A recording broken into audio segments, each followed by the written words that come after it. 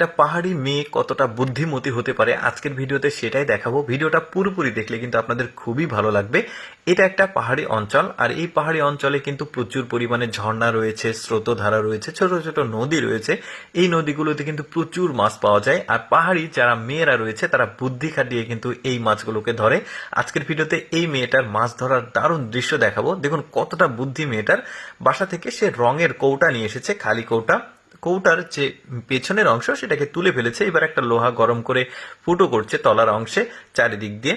এবার দুইটা যে রঙের কৌটা রয়েছে এটা পেছনের অংশ একত্রিত করে প্লাস্টিকের যে ক্লিপগুলো রয়েছে সেই ক্লিপগুলো দিয়ে সেটাকে বেঁধে দিচ্ছে।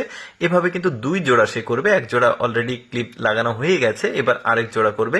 দেখুন কতটা বুদ্ধি খাটিয়ে ওরা আসলে কাজগুলো করে। শুধু যে মাছ ধরার কাজ করে তা কিন্তু না, তারা বুদ্ধি খাটিয়ে বিভিন্ন রকম কাজ করে। এবার প্লাস্টিকের ক্যারেট যেটা নিয়েছে, এই ক্যারেটে একটা নির্দিষ্ট মাপ করে এক অংশ কেটে নিয়েছে যাতে রঙের কৌটাগুলো ওইখানে সুন্দরভাবে অ্যাডজাস্ট করা যায়। এবার দুইটা ক্যারেট একত্রিত করে একটা ক্যারেটের তলা তুলে ফেললো, জিনিসটা যাতে একটু ডিপ হয়।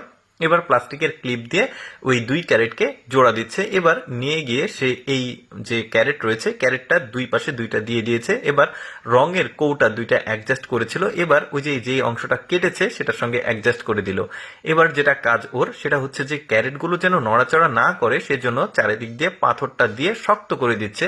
এতে মাছ যখন ঢুকবে মাছ তো লাফালাফি করবে, যাতে ক্যারেটগুলো নড়াচড়া করে সরে না যায়, তাহলে তো মাছ ঢুকবে না।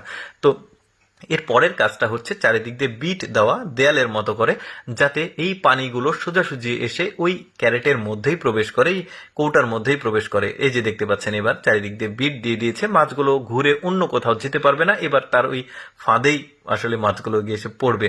এবার সামনের অংশগুলো থেকে পাথর সরিয়ে দিচ্ছে যাতে স্রোতের যে গতি সেটা যেন খুব ভালো থাকে, এতে করে মাছ দৌড়ে পালিয়ে যেতে পারবে না। তো ফাঁদ পাতা শেষ, এখন সে কিন্তু বাড়িতে চলে যাবে, বাড়িতে গিয়ে নিজের সংসারের কাজকর্ম করবে। এর ফাঁকে এই যে মাছগুলো কিন্তু এসে চমৎকার ভাবে আসলে এই ক্যারেটের মধ্যে জমা হচ্ছে, এই কৌটার মধ্যে দিয়ে প্রবেশ করে। দেখুন এই যে দেখতে পাচ্ছেন মাছগুলো বেশ চমৎকার। কি বুদ্ধি চিন্তা করে দেখুন মেয়েটা।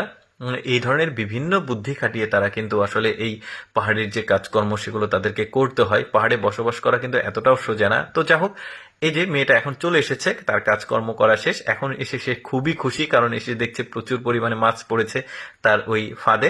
এখন মাছগুলো সে তুলে নিচ্ছে, নিয়ে একটা যে ঝুড়ি রয়েছে প্লাস্টিকের ঝুড়ি, সেখানে একটা পলিথিন দিয়ে পানি দিয়েছে। এই মাছগুলো সেখানে জীবিত থাকবে। এই মাছগুলো নিয়ে গিয়ে কিন্তু তারা আসলে বাজারে বিক্রি করে, তাদের আসলে সংসারের একটা খরচ আসে।